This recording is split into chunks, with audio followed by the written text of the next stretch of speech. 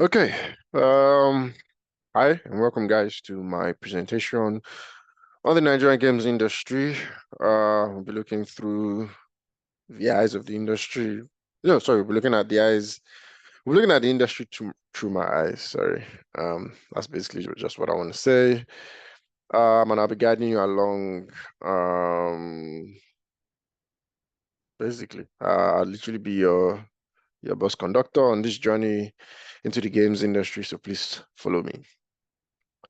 As you've seen, my name is Oluwase Ayinla. Why do you care? Because I'm a veteran video game developer. I probably don't do that anymore. I have more interest in more with different kind of technologies nowadays, but I still have passion for the games industry. So that's why I'm doing this talk.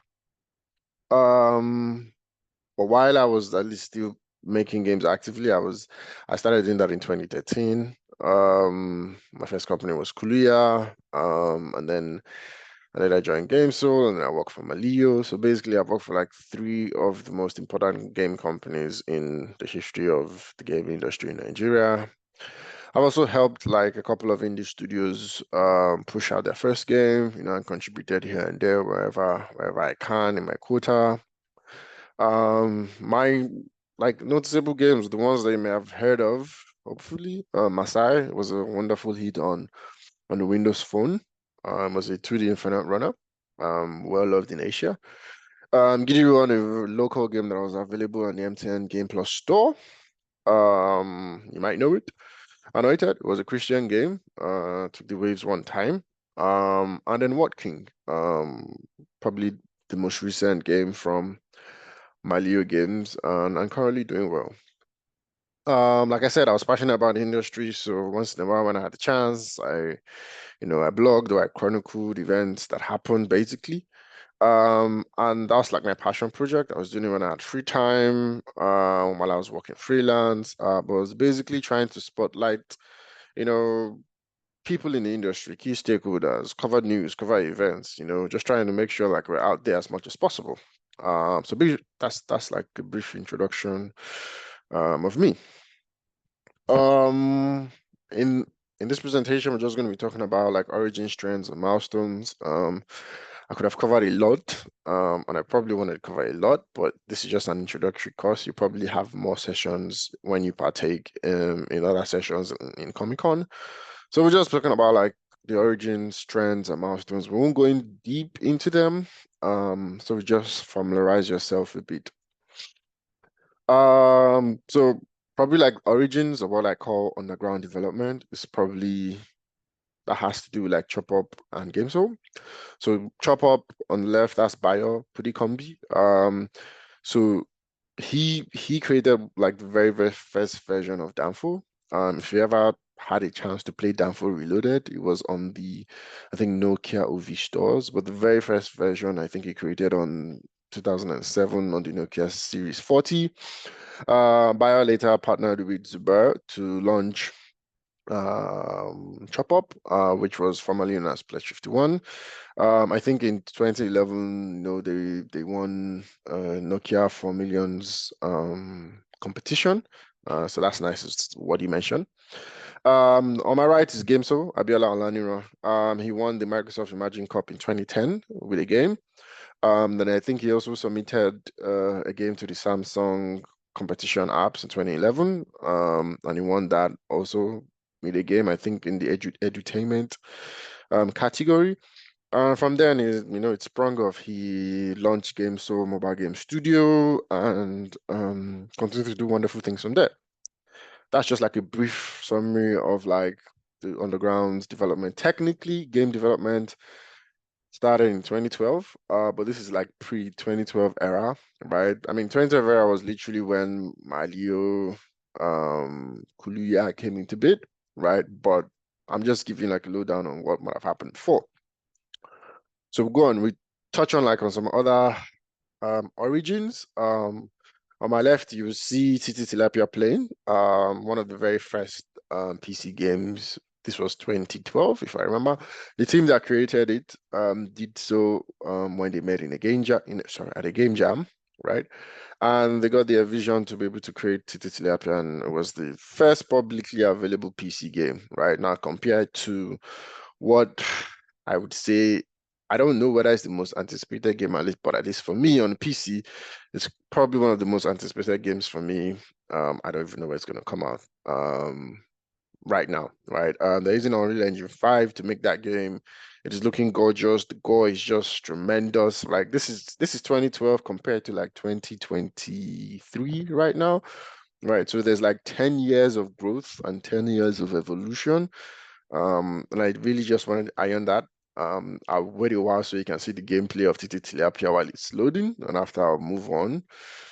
Um, if you notice on my screen, you probably see two logos of Sunbeam. The first one was the initial one when they created the game, and I think the second one is after they rebranded, after they eventually formalized as a game company, and tried to also do Android games, eventually. But you can literally just see the stark contrast, in the game from 2012 to 2023, right? Although I'll be doing it a disservice, it's not like they could like the reason why those games couldn't be made then is literally the capacity of the phone. Um, so it's not like I'm comparing the two, saying one is better. It's just at that time, there were certain limitations that, could have been enforced, but um, we'll see the phone part later. Because this is what the evolution of mobile games is. This was like, I think 2007 Nokia S series phone. So this was the game Chop Up did that I was down for. And I think the whole idea was why is that not playing? The whole idea is you were supposed to act like a down for a bus conductor, pick up people, take them from point A to point B, get money. When you get money, do it over and over again. That's the game loop, right? Basically. Now compared to like a wonderfully looking and stunning anticipated game right now on mobile, by Raven Illusion Studios, looks like the Uncharted for Nigeria, Africa, something like that. That's what I can relate it to. But this is me just showing like the origins of where we've come and where we are probably heading to. So you know how far we've come, and it's not like we, grew up from the dust like yesterday. We've been around for a very, very long time. Yeah, what I want to talk about is gaming trends. There have been a lot of gaming trends in Nigeria lately. As you can see, at one point we had like an endless runner saga, right? Because we had like a ton of games that came out, and we still have a ton of games that have come out. On my left is Aboki Run, Keke on the Run is in the middle, and Giddy Run is on the right. In between that, there has been 30 GB Run, there's been Aki and Papa Run, there has been SARS and Yahoo Boys. There's been a ton, Lagos City Run, a ton of endless runners, right? I don't know, but from insider source, I have a friend that would say, technically, that we're tired of endless runners. But if you can make a wonderful endless runner, then why not? We would appreciate it the same way we appreciate it. It's a game, it's fun, and it's enjoyable. I mean, people still play endless runner, so why not? But I'm trying to just emphasize like the gaming trends that have happened. We probably have about maybe 11 endless runner games in total, probably more, maybe some unreleased. But that's like the gaming trend that you probably see. Um, Another gaming trend you will see is that what is now the new gold.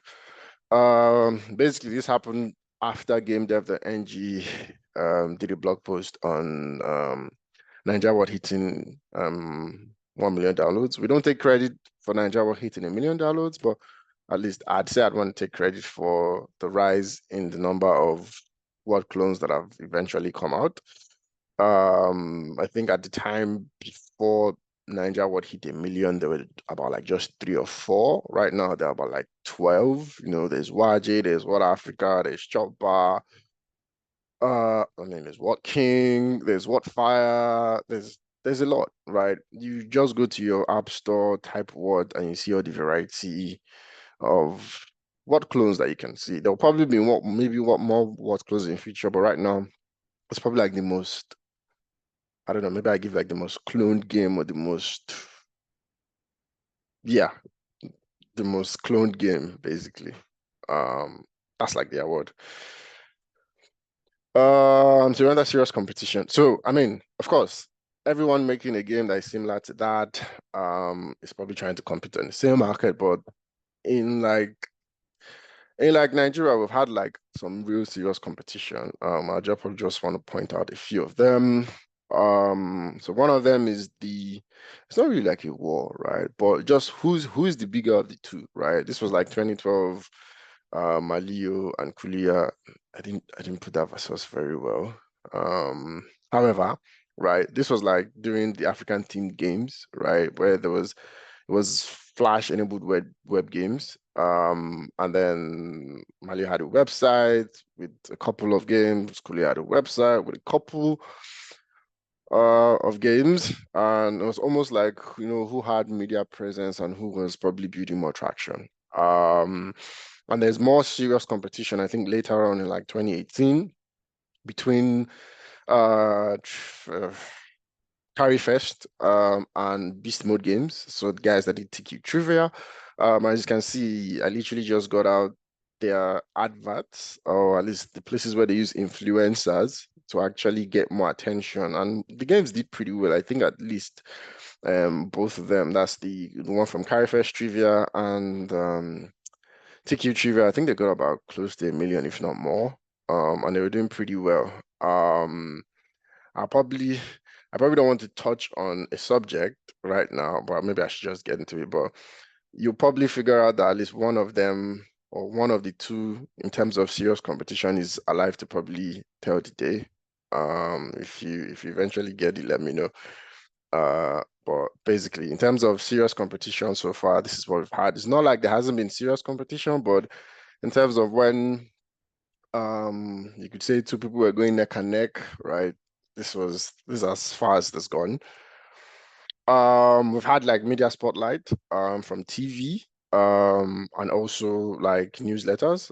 So the TV one was by Ultimate Gaming, the guys that did Who Wants to Be a Millionaire. They decided to want to put a local TV, which I was part of one episode. And it was pretty superb. You talk about your challenges as a developer, maybe the new game you make, and like the culture, right?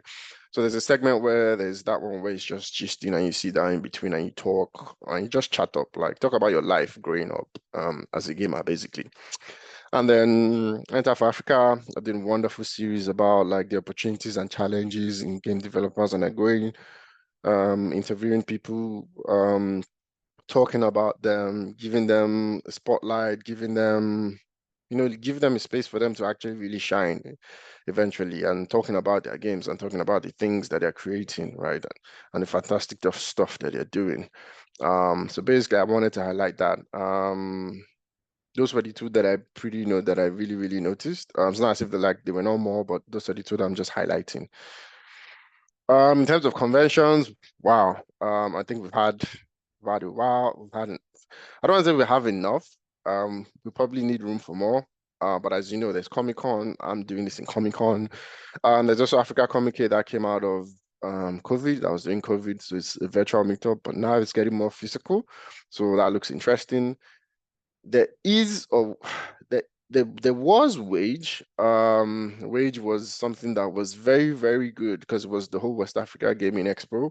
At the time, Unity came in 2016, 17, if I'm not sure.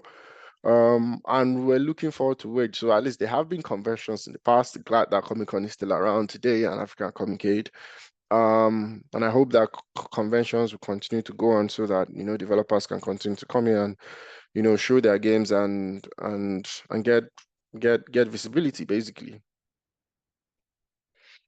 Um, so I mean, I'd be doing an injustice if I'm just saying all the good stories and not like mention some of the bad ones that have happened. Like at least during the course of the 10, 11 year history. Basically like 2012 when it started, there's been studio closures.